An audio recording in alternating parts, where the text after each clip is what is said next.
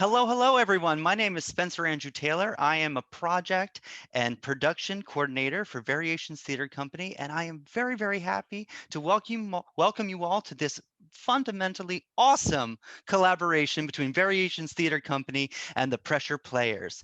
We have a couple of notes just going in. Please be advised that there is a content warning. Some of the dialogue does discuss racism and overall violence.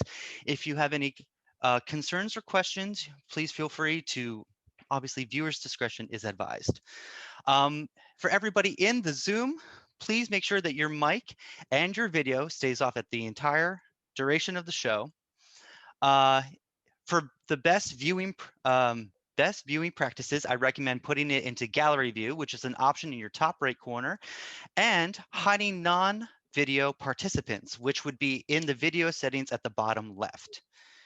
Furthermore, if you have any questions or concerns, anybody in the Zoom, you can contact me through Facebook at Spence Taylor Live, through Gmail at Spence Taylor Live, and also in the chat of this Zoom. I am here to facilitate. Going onward, I'm now going to hand it over to a representative from the Pressure Players. Thank you very much. And now introducing John Michael Rossi.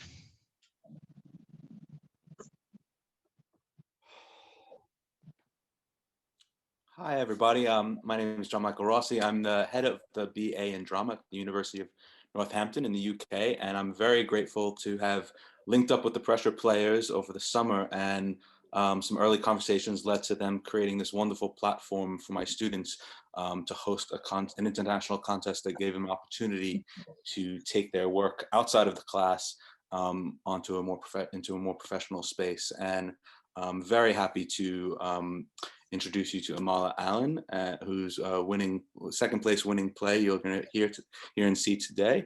And Amala is a second year joint honor student studying criminology and drama. And she's a shining star of the program, a student that you just kind of look forward to coming into class and finding out what she's going to say, what she's going to ask. And I think this play is very much sort of encompasses that spirit that she brings into the classroom. Thank you.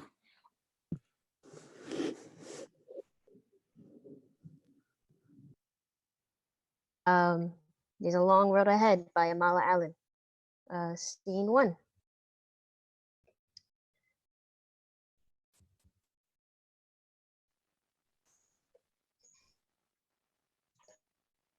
We were the pandemic before COVID-19. We were used as the means to create fear. We kept 2 meters apart, or should I say, away, before it became a rule. Which do you fear most? Sir Corona D virus or Negro 19? You know, the one with the baggy jeans dropped down just below his butt with a black hoodie on. Or maybe Negro 19 is wearing a normal Nike Tech fleece. That's a tracksuit, a common one at that in our community. If Sir Corona D virus is walking on the left side of the road on the pavement, Negro 19 is walking on the right side, and you're walking in the road, but there's a car coming up full speed ahead. Which pavement are you running to? Which side of the road are you walking on?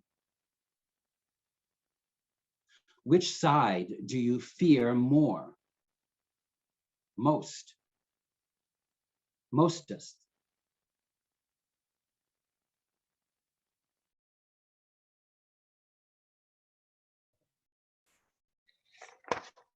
Scene 2. A soft light comes up. A road can be seen. It's quite narrow and one-way. The road is long and seems almost infinite. And the other has a red paint on what looks his hands and smeared all over it what looks like its mouth. And the other is standing over Wu and Dark Angel as they are lying dead on the right side of the pavement. Both Wu and Dark Angel are covered in black and red paint. Blackout. There is a shift in lighting, representing a change in time. The same road is seen. Dark Angel is upstage left on the side of the pavement. Wu is left center stage, further up the street, but on the same side of the pavement as Dark Angel. And the other is upstage right on the pavement on the other side of the road. Only a part of his body can be seen by the audience. It looks like an arm, but it could be a tail. They're all walking in the same direction. Mother, look, I'll be home in no time, I promise, all right? Yes, of course I'm aware of what's going on. You think I want to be outside, huh? Let alone walking the streets at this time of night? No, I don't. But I don't have a choice. And as you know, the car's in the shop, and until it's fixed, you're gonna have to suck it up like me and get used to it.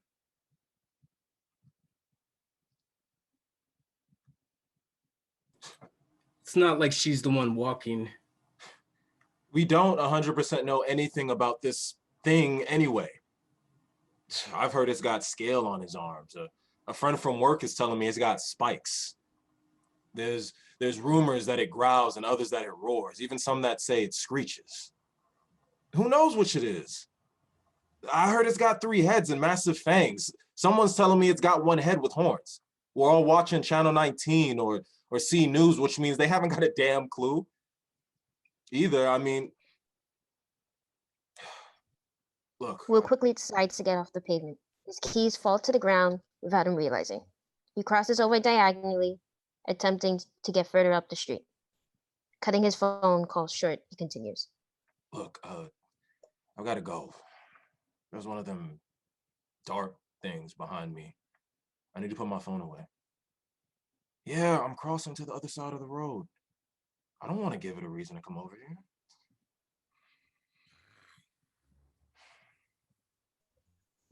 Wu hangs up and tries to put his phone away safely.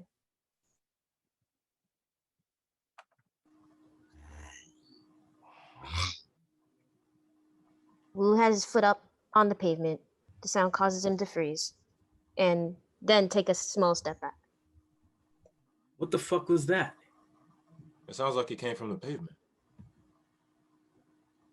It definitely came from the pavement. Didn't it? Did it come from ahead or from behind? It came from behind us. Didn't it? Wu, turn around and walk in the road? What about the cars? It's late. There won't be any cars in the road, not at this time. Oh, shit. Wu, convinced, starts walking in the middle of the road.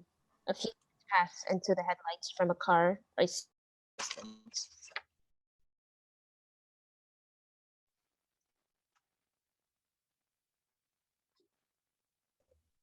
Scene 3. We were the pandemic before COVID-19. We were used as the means to create fear. You kept 2 meters apart, or should I say, away, before it became a rule. So, which do you fear most? Sir Corona D virus or Negro 19? You know, the one. So I'll skip the description and get straight to the questioning. If Sir Corona D virus is walking on the left side of the road on the pavement, and Negro 19 is walking on the right side, and you're walking in the road, but there's a car coming up full speed ahead, which pavement are you running to? Which side of the road are you walking on? Which side do you fear more? Mostest.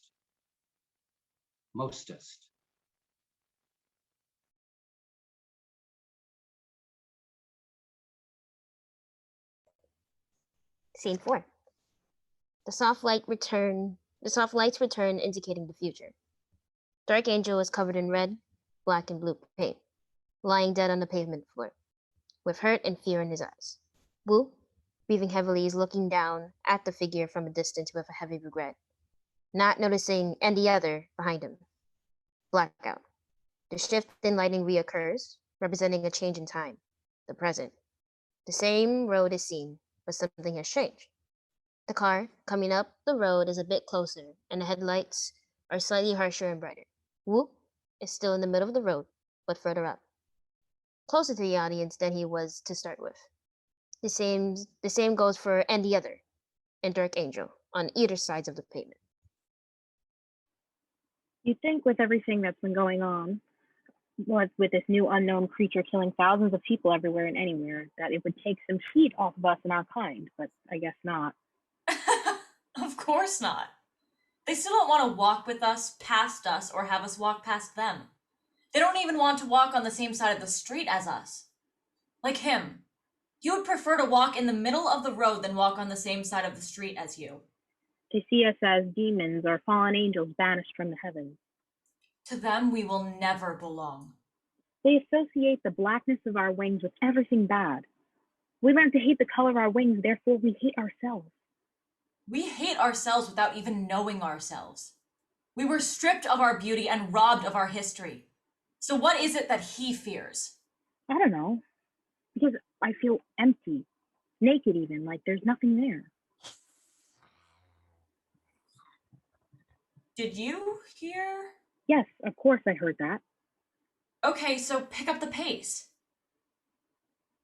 I guess that explains why he's still walking in the road even with that car coming up behind him. Look, it looks like he has a decision to make. That. Or me. Shouldn't be that hard. I'm sure his fear of the unknown is worse than the fear of you, right? Right. But maybe I should tuck away my wings. They are a bit, it might make him feel more comfortable and then it'll help him make his decision. Stop. You're doing it again.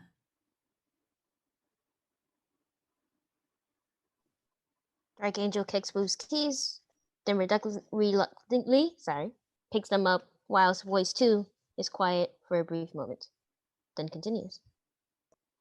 Call out to him then. Tell him you dropped his keys. Call out to him? Are you crazy? I'm not so sure that would be a good idea. Imagine that. Me, a dark thing, calling him. I'm sure that won't end well. You won't know unless you try, and I'm pretty sure he needs those. Scene 5. We were the pandemic before COVID-19. But which do you fear most?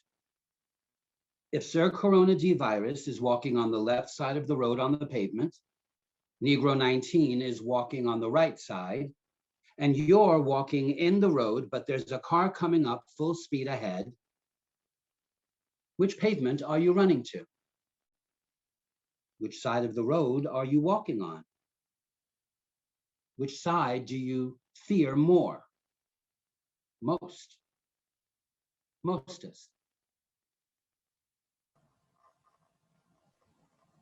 Scene 6. The soft life returns. Wu is lying stone cold in the middle of the road, covered just in red paint. The headlights of a car can be seen. Blackout. There's a shift in lighting to represent a change in time. You need to get out of the road. Make a decision. Excuse me. Is it calling you? No. Why would that thing be calling me? Louder. I don't think he can hear you. Excuse me. Is it calling you? Ignore it. I'm trying. Louder. Excuse me. You dropped. You need to make your decision. I know. Now.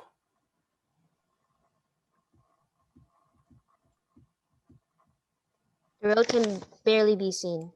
Several sounds are heard, or maybe it's just one. The sound of a gun, the sound of car tires and brakes screeching, the sound of and the other is growling. The grounded bodies hitting the ground. I hope you have your answer.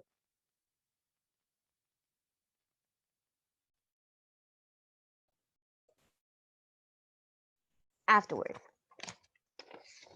Close your eyes. History is a very interesting word to me. I believe you cannot truly understand who you are without knowing your history. History, the study of past events, particularly in human affairs. The whole series of past events connected with a particular person or thing. Without knowing your truth, how can you understand yourself? Without knowing who you are and where you're from, how can you find your true self? You can't. You can disagree, but to me it's a fact. Fact. A thing that is known or proved to be true. Information used as evidence or as part of a report or a news article, used to refer to a particular situation under discussion.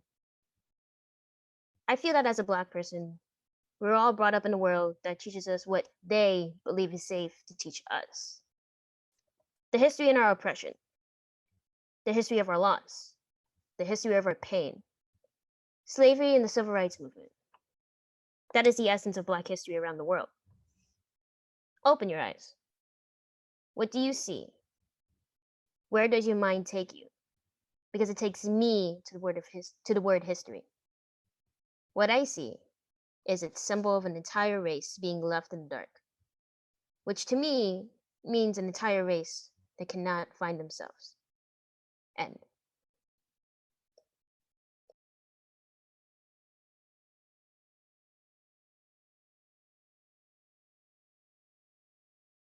Woo! All right. I'm going to ask all our actors to please come back to camera.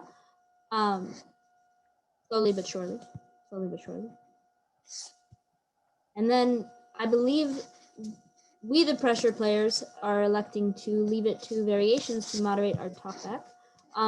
But before we do, I'm going to come on screen in a different screen. Well done, everybody. Really well done. Amazing work. Great playing development that I wish we could put on a stage. I just realized you can't see me. We'll be putting this on a stage. Don't worry. We'll make it happen. Soon. Counting days. Counting days. Might have to do a quick switch.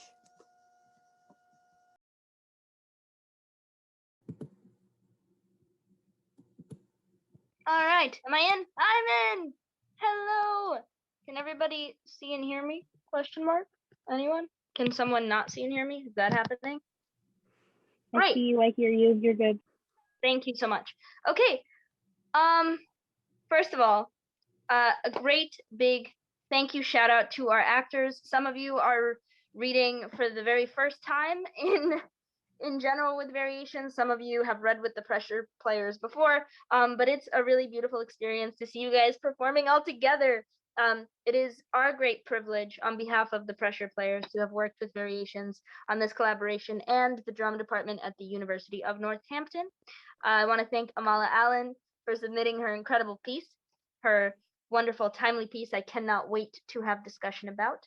And with that, I'd like to turn it over to the talkback. Please feel free to be on camera for this portion. We love to get to know our audience as much as, you know, anybody does. So let us know what you thought and such and such. There's a certain format we'll be following for the moderation of this talk. Spence? Hello, everyone. Incredible job by all performers and well written. Thank you so much for sharing this incredible work. I love it. So to start off this talk back, I definitely want to I want to see the work in progress as a review, and I want to see what kind of process as the writer and then as you as characters in this show felt about reading this powerful piece. So let's start with Amala. So we were talking a little bit before about your process, and I definitely want to retouch on what we had previously discussed about what was going through your mind, what you tried to incorporate into the work. Okay, so like I said before, basically it's a play about the pandemic, COVID-19, and the Black Lives Matter movement.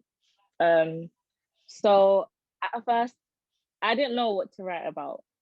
I had a feeling it was gonna be something about this, just because like it's important to me, and I feel like passion is very important to me. Like if I'm passionate about something, that's kind of where my best work comes out. But this whole outbreak of COVID-19 is modern. I feel like sometimes it's good to talk about what's happening now, but it's also interesting that we still have to kind of talk about history in order to talk about now. And I feel like that was really important. I was quite stuck. The part that the voice reads, I wrote that just randomly after reading a play that I wrote, and I was feeling very inspired, and that came out, and I loved it so much that I kept it in. Like the whole which side of the pavement do you choose, where do you run to, and that's kind of where I started to build the play. I said, why not center it around a decision that needs to be made by the characters, by the readers, by the audience. So then that's what I started to do. I started to kind of pick things apart. We were set like numerous tasks every week, basically. And one task was choose a picture and write about, basically write about how it links to your play. And I chose a Black image, like literally like this, like, and that was the picture that I chose. And then I started thinking, ooh, what does this make me think of? And that's where the last bit comes, the afterward, that's where that comes from. Because I feel like as a Black person, my history is kind of what I'm told. Unless I go out and look for it, I can't find it. So I started incorporating all of that into the play, and that's kind of how I got here. Fantastic. Fantastic. All right. So then let's get into the actor's work. Feelings and thoughts as you were going through the script and as you were I mean, naturally as an actor, it takes experience, it takes the personal history of each person, and that's what adds individual characterization to scripts, and that's what makes certain people's performances so powerful. So please, let's start with Wu, Mr. Mitchell, and let's discuss your process and how you felt through the reading of this incredible work.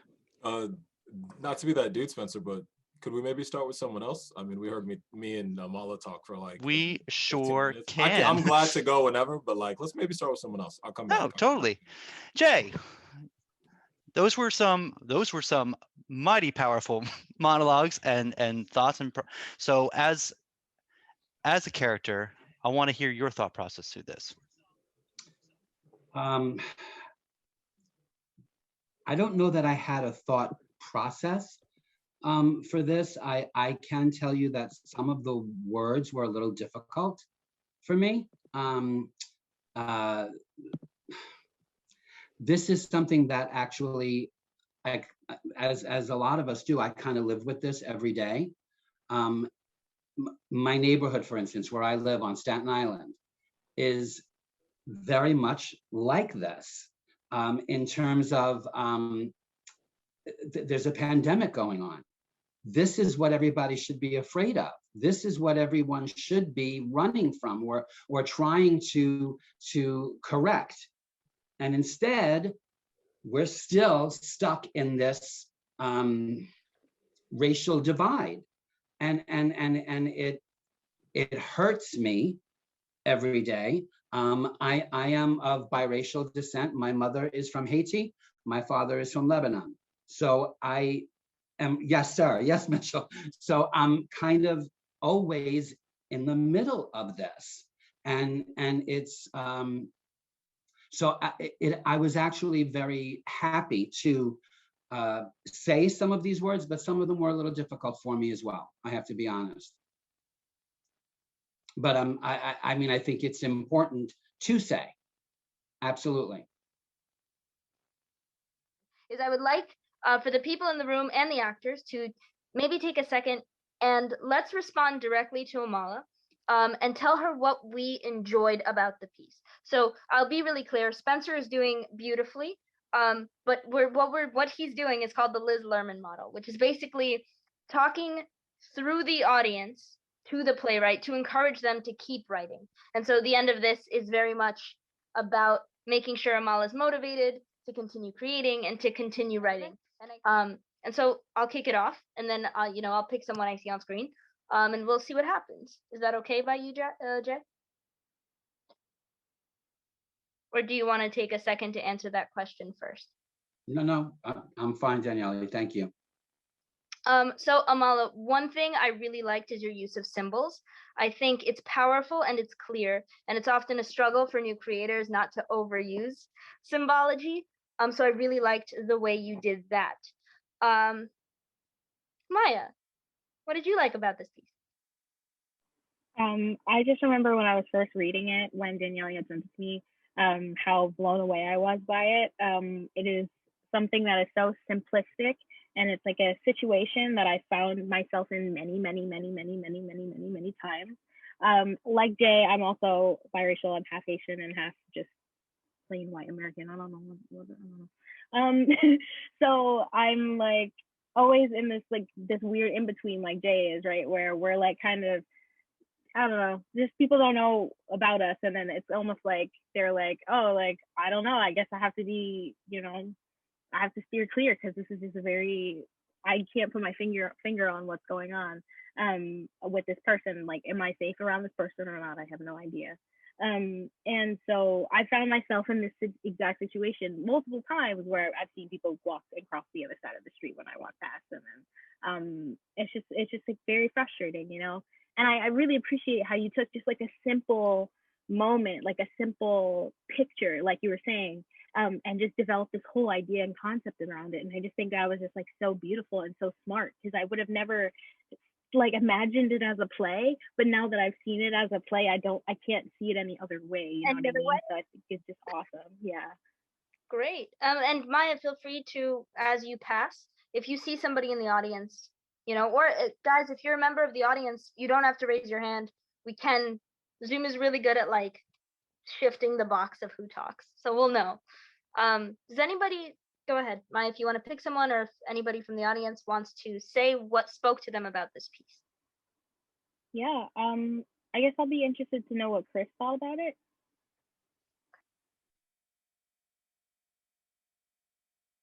Chris, are you willing to share? Yeah. I'll be honest, like I kind of like had a hard time trying to like, like get the like concept. I understand there's like a whole like no message under it though, but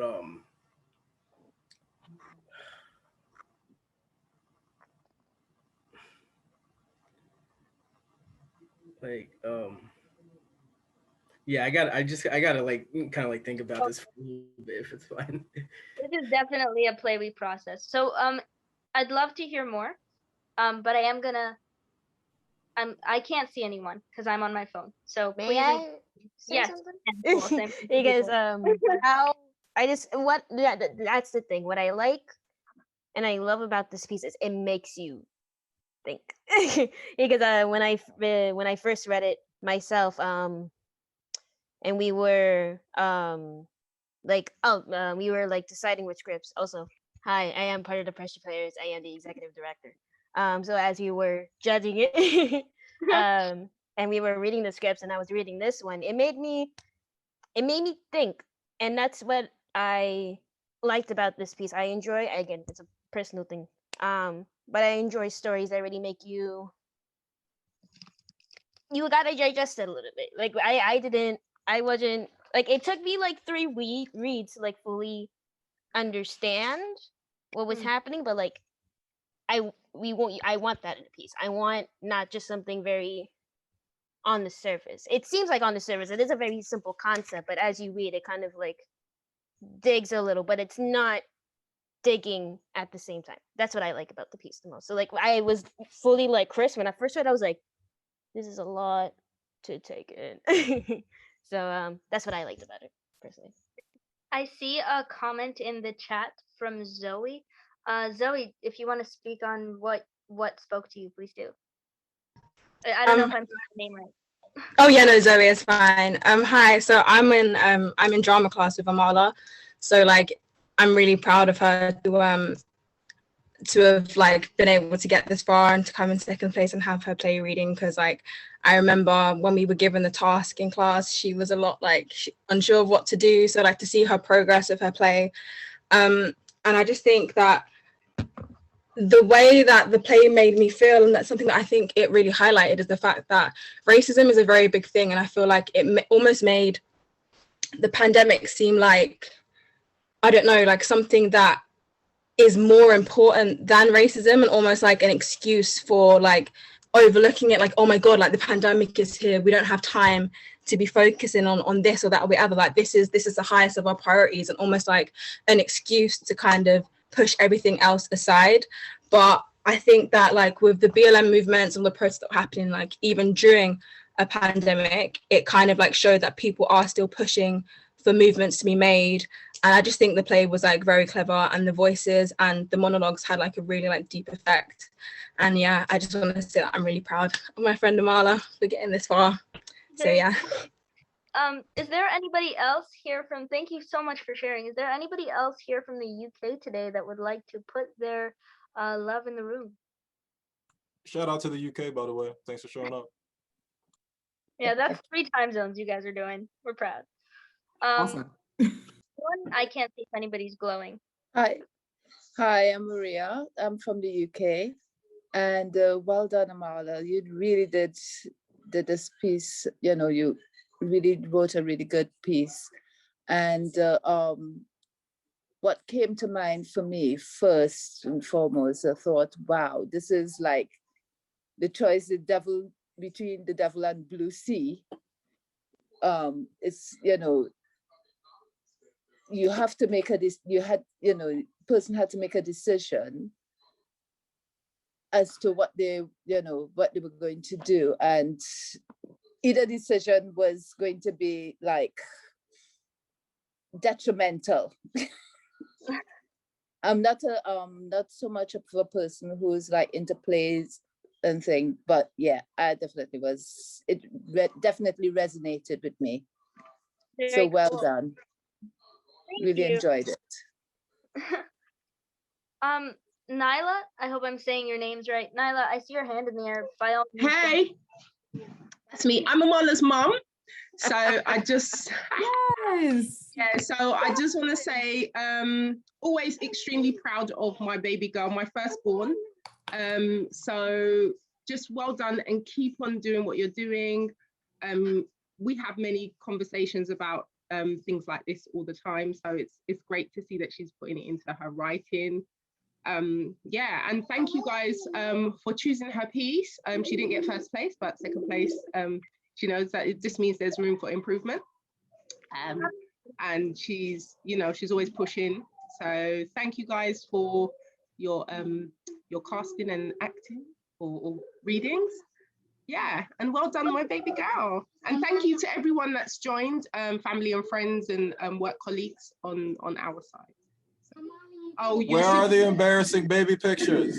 Yeah, but her siblings are here. Oh, okay, that works too. What's up, y'all? Yes. Thank you. Amala's younger brother. I'm gonna say thank you for helping me. You're looking at you now makes me think as you was a bigger role model. Oh my goodness. A bigger role model, and thank you for this as well. And Amala, you did great. Great. Oh, that's so cute. Okay, my chest. Oh God, I can't take it. So cute. Okay, guys, thank you so much. So now Amala knows what works in the play, and we're gonna move on to the next step, which is actually giving the mic to Amala.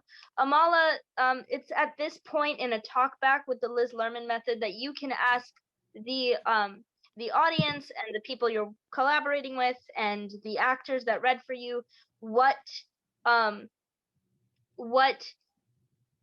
questions you might have about this work or about work like this for your future writing reference. Does that make sense?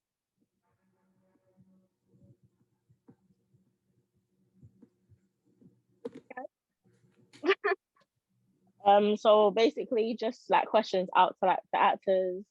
Well, if you and happen to have any questions about the script, we just want to create space for you to ask because it's your words. They're, you know, if there's anything you're wondering about that you want a response on, this is the time.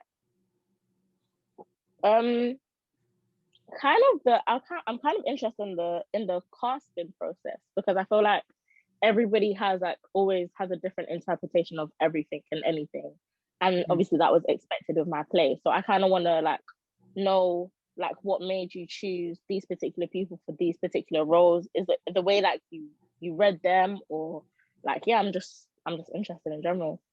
Absolutely.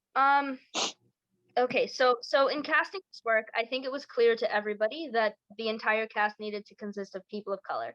And it does, and we're very happy that it does.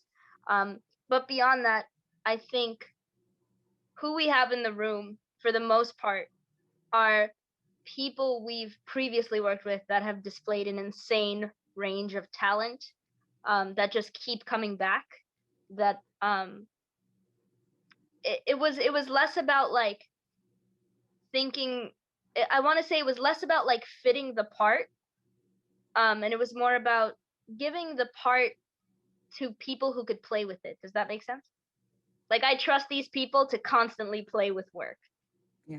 But I mean, this collection of actors is not the collection of actors that like learns it one way and says it that way. If they were to do this whole reading again, it would be a different play.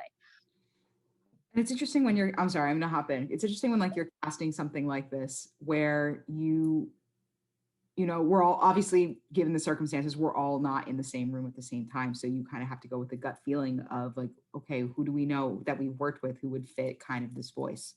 So that's always an interesting process when you're casting anything really, and especially over Zoom, where this is a new medium that probably theater is going to be using for, unfortunately, quite a while. And might be developing into, who knows, we might be really going into the digital age now, especially like if theater's not coming back for a while. So that's always just something kind of good to know when you're casting, especially something like this, where it's very powerful and, you know, working with people that we trust and we've worked with before. Sorry, I just wanted to hop in. No, by all means. So Variations and Pressure Players cast this very much together. I think, you know, it's definitely the first time we've had like all these people in one place, but I know that, you know, I've seen these people read other plays with different companies before. Does that answer your question?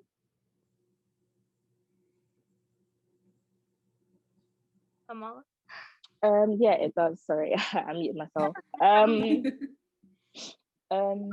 there other questions? Yeah, I kind of do want to hear from the actors individually about like reading for the character or just the play in general, because I feel like you guys were kind of a part of the process. Like, even though it's a different stage of process, you guys were still a part of it. And at the end of the day, it's my first time writing something and it being read by somebody that I don't know. So any feedback would be nice. Positive, negative, be nice, you know, but I still want to hear it because I feel like, why not? Do you get what I mean? So yeah. I could go if you don't mind, Amala. We was talking earlier. We good, we cool, you know I knew it was gonna be you first, but go on. Well, it's just it was a very interesting process because we've been having to put these together like really quickly, you know. So yeah. There isn't as much preparation as we would like. People have been busy, and we don't necessarily all get together and read.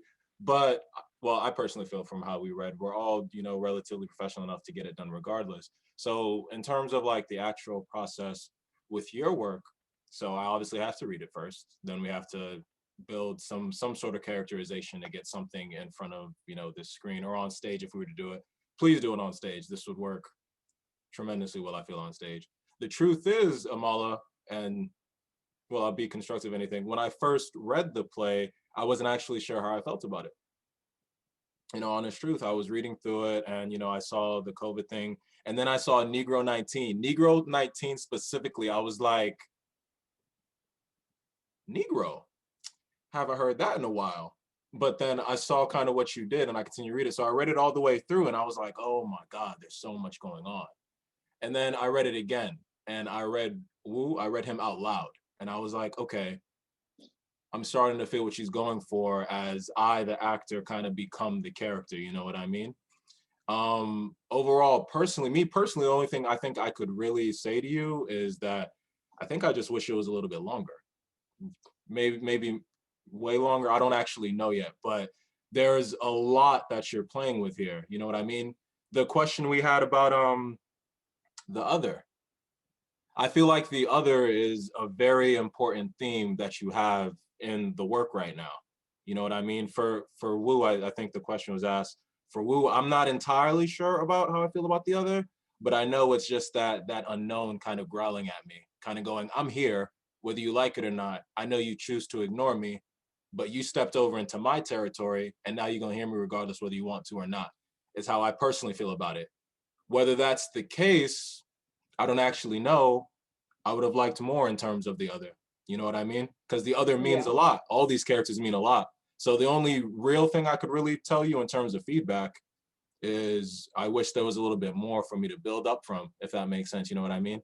I mean, my job wasn't really too difficult as per se. You know what I mean? I feel like the audience is kind of supposed to relate to him. And in that sense, he's kind of the easier character because there's the voice in his head, which is a separate thing. There's the dark angel, which is now an entire separate experience. And then the voice in her head, or his, but hers, Mayah. And, you know, so Wu kind of had a simpler job. But now that we did it all together, and, you know, for the record, having Jay as the voice, that like arc that you have, that line going through the entire time is amazing. And now I really got the sense of the flow of the piece. But without reading it out loud and having done it together, I wouldn't have caught it. So I wasn't able to get all that from the writing. So the only thing I would really say to you in terms of like constructive feedback is, mind you, it was a difficult task and you still got it done. So like, kudos to you for real. Difficult task, you still got it done. And like, I do know I want more, but like, because the voice was there, now I was able to get the sense of the story as things flowed, but I kind of need more in terms of what these pieces actually mean, how they're interacting together. Or I guess it's more fair to say, I just wish I had more. Yeah. As an actor, we always want to speak a lot, you know what I'm saying? You know what I mean? I'm just playing. But like, it's a very, very, very interesting story you're telling, and perhaps flesh it out more, see what you can build off with this, if that makes sense. Yeah, I just want to add for the Negro 19 and Sir Corona D virus. Please.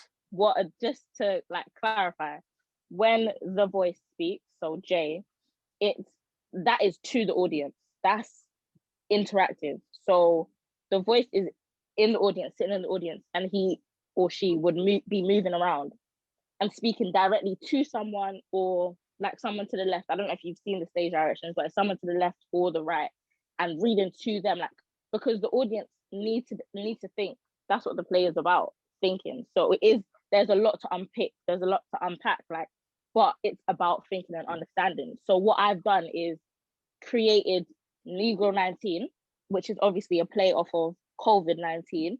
We were the pandemic before COVID-19, hence Negro 19. Mm-hmm. Sir Corona D virus, Corona the virus, D virus. I've just given him a title, making the pandemic a person and making Negro 19 the pandemic. What I've done is swap the roles. That's what I've done. And yeah, just to clarify that. So it's kind of breaking the wall between the actual play and what's happening on stage, and making sure that the audience members are constantly thinking about the answer to the question. Rosie, hi. I saw Rosie wave. So I think we haven't heard from you yet. I'd love to hear from you. That's something to respond with. Yeah, I totally agree. I would love to see maybe not a full length play, but up to like a one act. Because reading this was like getting slapped in the face. Like, so much happened. It like is so powerful, but it's done in the blink of an eye. And I know I'm biased having done voice too, but scene 4 specifically has all these moments that were so specific and yet so universal. Like I'm mixed as well. I'm half Puerto Rican. I'm never going to understand the Black experience in a lot of ways. but those moments of don't hide your wings, don't hide yourself to make this person comfortable, or like they took our history, what are they scared of? Like those are things that like I think are relatable to POC across the board. And I would love to have gotten the chance to dig into that more, because that like a lot of the singular lines in that scene just are like stick with me and are like super emotional and yeah, powerful. And I would love to see you dive further with that stuff, because it's so clever, and you've gotten so many important moments in there. I just would love more of it. Thank you. Do any of the other actors want to respond to Amalah's question? I see you, Mayah. Take it. Take the mic. I just wanted to say that, Amala, you need to just be really, really proud of yourself that you made a piece of art and that you got it out there. You decided to submit it, and then you decided to go through with it when you got chosen as second place. And you were like, yes, I want people to read, and yes, I want people to see it, because all of those steps are only going to make you more amazing and more well-known. And I just think everybody needs to read this play because it is very, very wonderful. You should just be absolutely proud of yourself. Give yourself a pat on the back for just sitting in your room and deciding to write. You know, it's been such a tough time for everybody with the pandemic and everything just really getting down on us, especially I feel like with our theater community, like finding art in such a dark time and just like being able to push yourself past the depression of like, oh, everything that I love is canceled. You know what I mean? It's just like, it's just this amazing thing that you decided to just, you know, be like, I'm just gonna decide to write something, even though it's crazy outside of the house, you know? So you just need to be super proud of yourself with that. In terms of like criticism or whatever, I agree with everybody else. I just really want it to be longer because I just love it so much. But I do enjoy that it is short, because when we're going through these instances in real life, right, it's not 2 hours long of that instance, right? It's like a 10-minute situation or even like 2-minute situation. So having it short really does speak to that blink of an eye experience of whatever the racist interactions we're having are. At the same time, I love it so much that I just want more. So it's like a selfish thing. I just really like it so much. I just want to like keep reading. It's just so beautiful. I really love the development of like Sir Corona D virus and Negro 19. When I read it, actually, I was like stunned. I was like, wow, the pressure players picked this? That's awesome. Okay. I was like, oh, I get to read this out loud to people and not just see it in passing in class and then just like forget about it and never see it again. People are actually going to hear this. That's awesome, you know? So I was so excited when I first read this. I made my girlfriend read it. I made my mom read it. I sent it to everybody. I was like, this is so good. But yeah, I don't know, this idea, this concept is so just amazing. I said before, I'm just like repeating myself now. But it's just, I just really enjoy this. I love the character also of andTheOther. I think I agree with that too, is that I would like to see a little bit more of that, kind of talking about like the background of who andTheOther is to you, and kind of getting that across a little bit more to the audience. I understand that this could be like something that would be interpretive for each individual character, but I think having a little bit more of that piece of the evil, the villain of that space would probably amp it up just a little bit more in terms of stakes and why we're so afraid as actors. Now I'm talking in terms of like how we would be in a room when we're rehearsing, but like what the stakes would be for us as actors to like how afraid we are and what could actually happen, you know what I mean? So that's all I would have to say. But again, great work. Awesome. Can I say something really quickly? Yep. I was Thank just you. scrolling through my screen, making sure. Go ahead. Thank you. Amala, genius, absolute genius. And thank you so much for writing these words. I echo what everybody has said. I would love to see a little more, but I'm almost afraid to see a little more because there are so many layers and so many things to think about in these 11 pages. I hesitate to say make it bigger, and because there will be maybe too much to process. The other, yes, I would love to see a little more. But beyond that, my gosh, what you are giving to everyone to think about and to process is genius. So thank you. And please keep writing. Please keep writing. I want to say that I want to like respond to Mayah a little bit and say both the pressure players and variations, yes, of course, are proud to have this play read. it is amazing on its own, and it is our literal privilege to be reading it, especially across an ocean. It blows my mind. I'm gonna move us along. You know, I love, unless of course any other actors want to speak. And before I go into neutral questions, I see Tom's hand is up. Tom, you are all good to go as soon as I tell everybody what a neutral question is. So, what's a neutral question? A neutral question is a question without an opinion, right? So not, if let's say this was a show that we had seen that had lighting, right? We wouldn't ask something like, why is the lighting so dark? We would ask something like, okay, what guided your design of the lighting, right? A little bit of a different vibe. The goal of a neutral question is definitely to have the artist, in this case, Amalah, the playwright, really focus on, you know, what might have confused an audience or an actor, or what might just be interesting to like think through in the future. Does that make sense to everybody? Thumbs up? Thumbs up? Awesome. I love a lot of thumbs. Go ahead, Tom. Hi, everybody. I'm Tom. I've been working with the Pressure Players now for a very long time. And I just wanted to say that I really loved the concept in your show about the fact that your decisions matter, that every decision that you make has an equal and opposite effect. And I think that was very driven home by what you wrote. And the concept of the adversary, you know, is something that's so ingrained into the mind of every person that, you know, that was the thing that kind of drew you in and made you invested in what was going on with the characters. And then you realized that through seeing these characters that your decisions matter, your decisions have an effect on others, and you have to be conscious of those decisions. So that's just what I wanted to say, and I loved the entire show. Thank you so much. Thank you. Thank you, Tom. Okay, does anyone, if no one has a neutral question to kick off with, I have one. Does anyone want to jumpstart before I do? I have a question. Love that. Take it. Okay. Just out of curiosity, because I did read the stage directions about the afterword. How did you envision that on stage? Out of curiosity. Okay, so this went through multiple different developments. Some influenced by JM himself. But so in the beginning it was at the start. So before the play began, and that's where it would be, and I moved it to the end. But like it says, I think it says it in the play, like you will hear these words before or after the play ends. It was just, I just wanted the audience to take a moment for themselves. So I want to read it.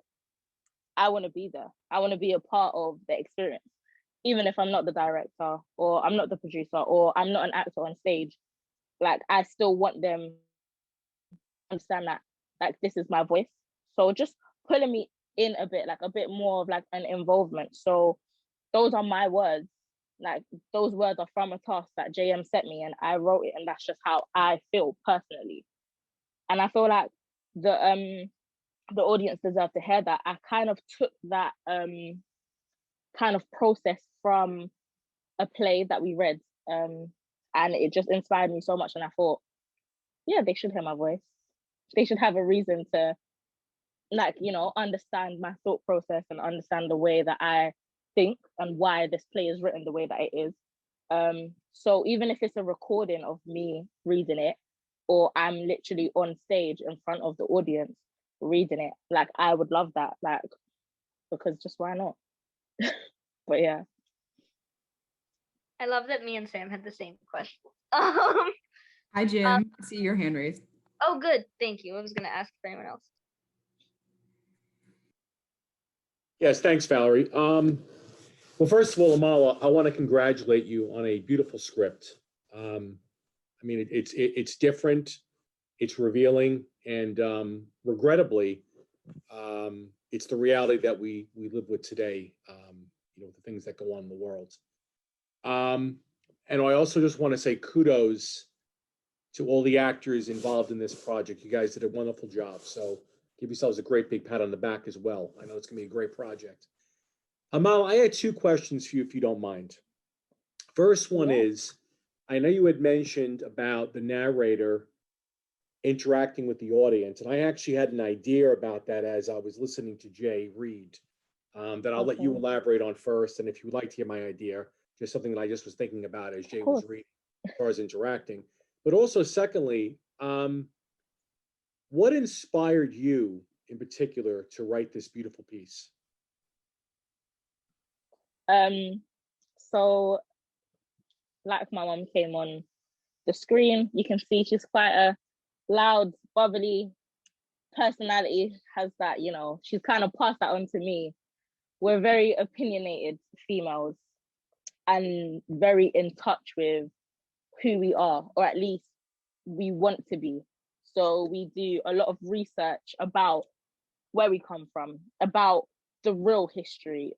She likes to say it's called his story because it's not our story. Hope you understand that. But yeah, so it's just the things that she's kind of told me and I thought about, and she thinks I'm not listening, but I do listen, and it has developed me as a person and made me think about who I am, and I'm proud to be Black. And there's nothing really much like more I can say about that. Like, I want people to understand that it's okay to be Black. You should be proud to be Black. And we do go through a lot of stuff, and so do many other people of color, and we all have different experiences. But I do want the world to understand and see my experiences, or like see them through like my lens. Why not share that? And that's what's going on here. Like, I was very irritated with everything that happened with George Floyd. It was in America, it wasn't in the UK, but that doesn't matter. It really doesn't. Where it takes place doesn't matter, because at the end of the day, when I watched that video, I still cried. I don't know him, but I felt like I did. And it went on in the pandemic, which is a time where everyone is confused. That's what andTheOther is. It doesn't even have a real name, because it's just, what is it? It just makes sounds, but who knows exactly what it is? I don't personally. Like, you can never really know anything. So, like, even thinking and comparing, you're in this time where you're confused and you're hurt and you're losing people around you, or people are ill and you can't see the people that you love. And we still went out on protest and we marched. And people try to use the pandemic as an excuse to say that we shouldn't do that. And the fact that we even did when we were still fearing for our life during that pandemic should show you how important this is to us as a people. That's all I can say. Like, we were still scared. We still wore our masks, but we were marching because it mattered, regardless of the time that we were in, because you can't use a pandemic as a plaster for racism. It doesn't make any sense. Beautifully said, Amala. Beautifully said. We do have a hand raised from Nyla. I'm so sorry if I mispronounced your name. My apologies.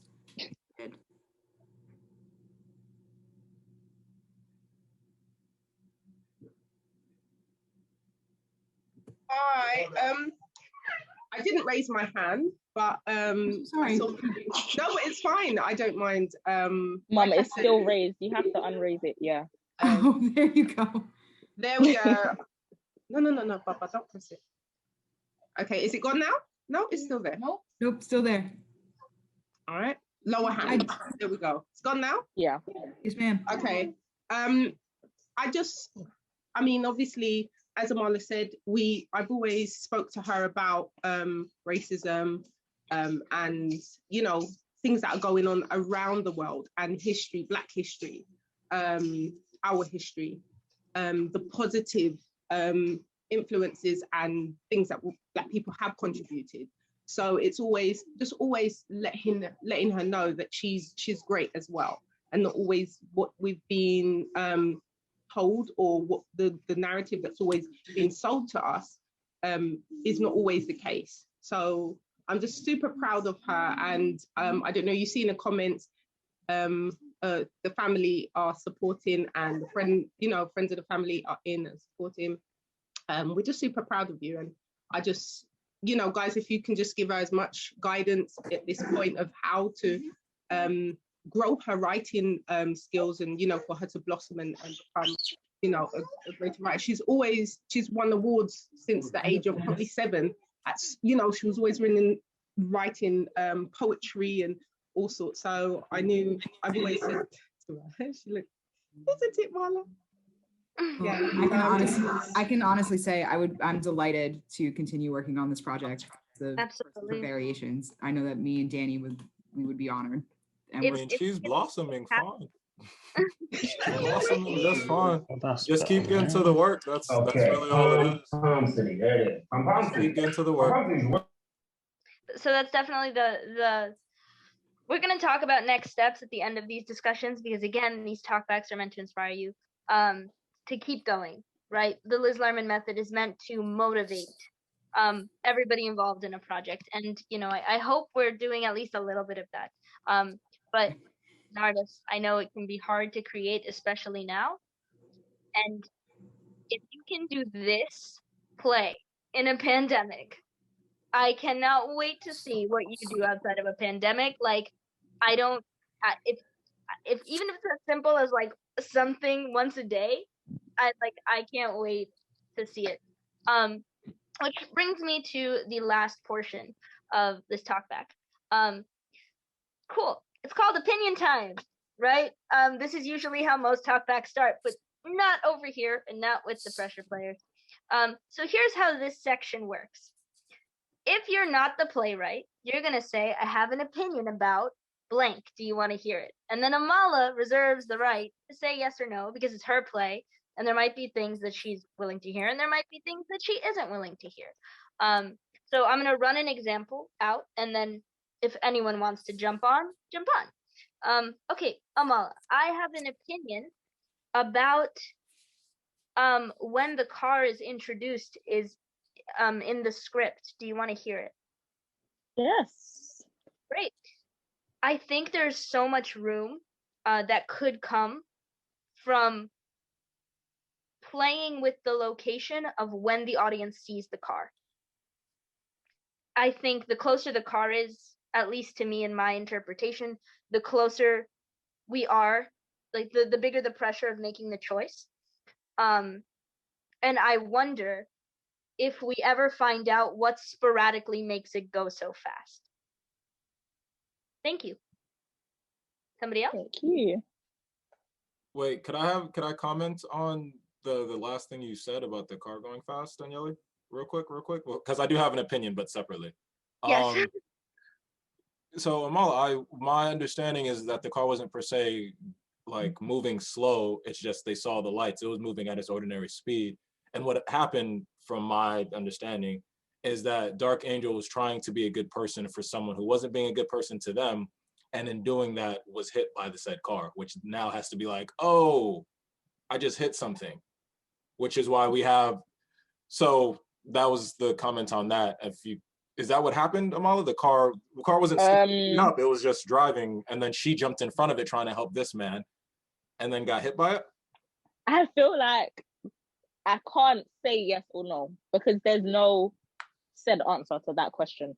Oh. Because in the final stage directions, which Sam read, were like essentially there's a lot of noises. You hear a gunshot, you hear bodies drop, you hear it's a mirage of noises.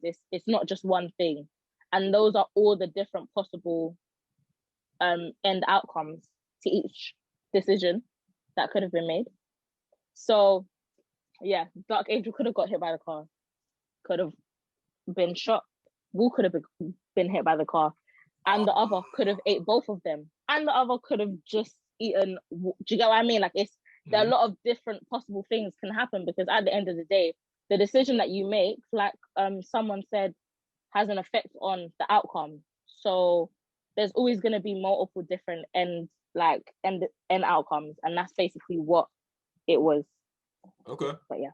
No, I think that's cool. I would say if you ever have the opportunity, and I imagine you would, and I hope you would, when you stage that, like you don't have to pick anything specifically, but make sure you're precise with how you stage that. Even if it's like, I'm not sure how I want anybody to feel, make sure you're in charge of how it's choreographed, if that makes sense. You know what I mean? Yeah. My personal opinion, I'm sorry, I have an opinion on how you use time in the play. Would you like to hear it? Yes. So I think you're maybe utilizing light to signify time changes, but right now I personally am getting a little bit lost. I know you set it up that way because I read it in the stage direction, because this takes place now, in the past, in the future. This is happening here, there, everywhere. But in terms of how the story was flowing for what was happening to the characters, I couldn't keep up with the chain of events as well as I would like to, if that makes sense. Does that make sense? Okay. Yeah. Mm-hmm. So what would you suggest for the shift in time? Well, we're doing this Zoom read, so that could have potentially been the reason. But in terms of staging it, be clear about it, because it's like at one point Wu's looking down at a body. I'm sorry, Wu, I need to get better at saying that. Wu is looking down at this body, right? And at another moment, he's like walking, and I was like, until we read it, I'm getting more of the sense from reading it, which is wonderful. Like reading it out loud. I mean, not reading it, but actually like doing it and acting it. But in terms of when I was reading it originally, I was like, oh, is he the dead body? Was he looking at himself? Did him and the angel switch real quick? Wait, what time is it right now? Wait, is this the beginning or the end? You know what I mean? Things like that were popping up into my head. It was cool how things were being executed, and what was happening in the story is keeping me invested anyway, because now I just need to know. But I would say, like, in terms of if you stage it, be a little bit clearer for the audience in terms of what's happening in terms of the time.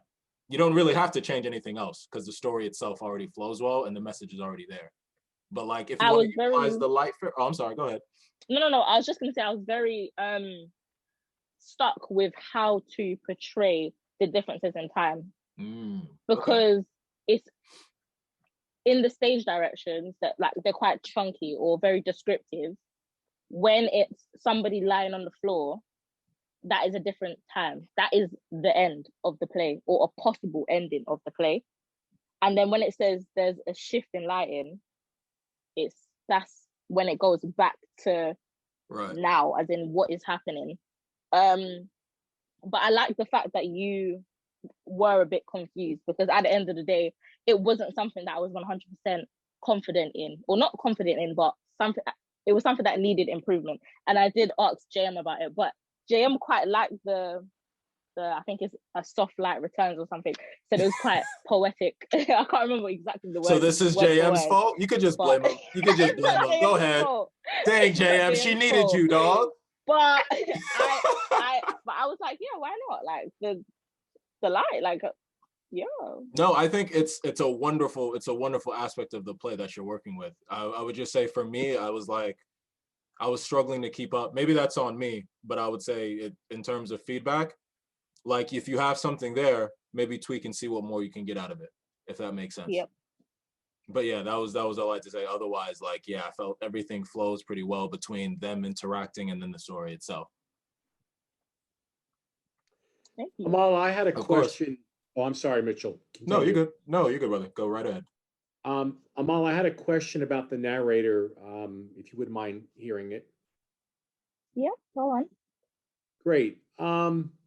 I know you mentioned earlier about how you would like the narrator to be kind of like more interactive with the audience. And just to give you a little bit of an idea that I just had flown through my head, I did a show a few years back called One Flew Over the Cuckoo's Nest. I'm sure you're familiar with the play. And I got the honor to play Chief Bromden. And Chief Bromden in the show is an actor in the show, but he also is kind of like the narrator through the show as well. And before each scene or before each thing that's going to happen in the play, they have a spotlight on him, and he's actually talking to the audience. And everyone else is kind of frozen in back of him.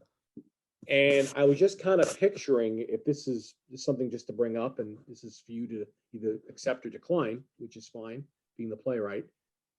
But I kind of saw it that if Jay is interacting with the audience, and he has the beautiful voice and of course the ability to do it. Maybe a spotlight on Jay, but everyone else in back of him kind of blacked out a little bit. Yeah. And he's speaking to the audience directly. And not only is he the voice, but you put in the face of the voice and he actually becomes a character. Just want to know what your thoughts were on that, and just wanted to hear your opinion on that. Thank you. I think like I like the idea. I feel like it would give quite a different vibe to the character itself. And I feel like it could be a possibility, like that it kind of takes you away from what's happening on the stage, to have like everybody kind of like blacked out or dimmed out and have the voice focused on that would be nice. But the reason why he was in the audience was just because I wanted like certain audience members to kind of feel it more. I don't know who, just, you know, wherever you're sitting at the time. I feel like it's nice when theatre isn't the same every single time. So it's kind of like he's going to move around anytime the show is on. He's not going to be in the same chair every single time. So he's always going to be next to somebody different. And like I feel like that was quite powerful.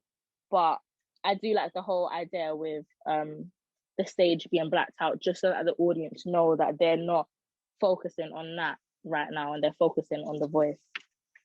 Will be powerful. Excellent. Thank you, Amala. Okay, very cool. Ladies and gentlemen, I want to take a minute before I do the whole like big end speech thing, and thank all the BIPOC artists who read today. Obviously, this is not an easy topic for anyone to discuss, but especially people that belong to it to discuss. So the fact that you guys are making yourself available to even create space for this is really inspiring. And I love it. And I love that it's happening. And I love that it's happening all over the place. And I love that it's happening in communities based in Staten Island and New York. And I hope we can keep having these very necessary conversations in a way that's, you know, safe and good. We're here for you, like beyond this reading, you know that. And if you guys have work of your own, and this goes for people in the audience, Amala, for future work, like we want to see it, we want to see you.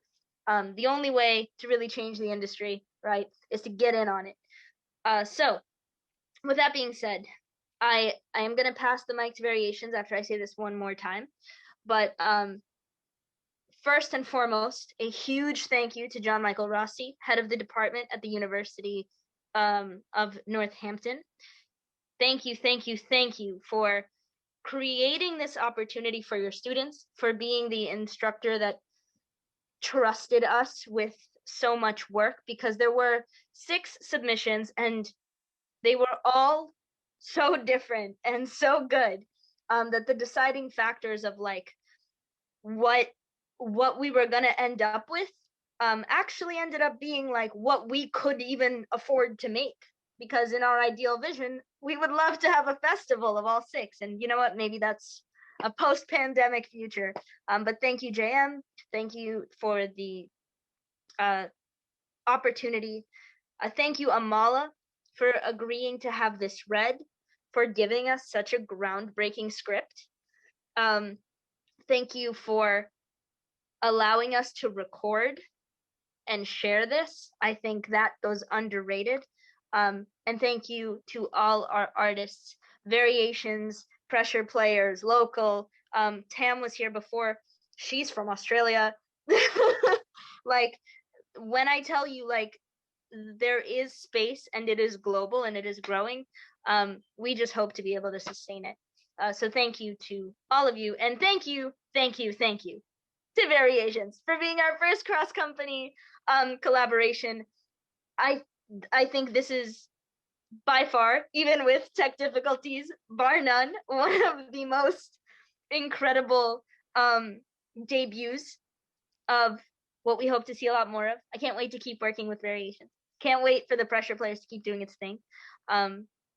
Please check both of us out. Check out us on Instagram and Facebook. We're at The Pressure Players and at Variations Theater Company. If you have any questions in the meantime, hit us up. We are thepressureplayers@gmail.com and variationstheatercompany@gmail.com. Thank you so much. We really appreciate your time. Spence, Val, anything you want to add before we move? The only thing I really want to say is, again, like to everybody else, I just want to say thank you so much for collaborating with us on like our first cross-company collaboration. Because seriously, Variations like shouldn't even exist, but it is, and I'm delighted to be here. Amala, I'm very glad to have met you today. Your work really was incredible, and the fact that you made something in the middle of a pandemic, in the middle of this kind of time period that's definitely going to be going down in history. Like the fact that you were even able to create and write is really astounding, and I commend you for that incredibly. So congratulations to you, and I am so excited to keep working on this show with you. And I am like, yeah, we're putting this on stage. It's going to happen. I am putting that out into the universe. We are going to make this work. Yes, anyway, and so please follow Variations, follow Pressure Company, or follow the Pressure Players, please. I do want to say, like, this entire group, like, you know, everybody is welcome. Like you do not have to be an actor, you do not have to be a performer, you do not have to be whatever. If you want to come and read a play or write something or perform with any of our groups, our doors are always open. So I want to make that very, very clear. And it does not matter where you are in the world, we will accommodate and we will do the best we can. And we love original works. And I'm very excited. Like I've been doing this theater I've been doing theater for 10 years, and I will always be a fan of original, wonderful works that are engaging and brings a community together. And that's the only way that we're going to get better. So that's all I got to say about that. This has been delightful. And I think we can call it a day. Absolutely. Thank you, everyone. Congratulations. Good job, well done, everybody. It's been an honor. What a delight. Thank you.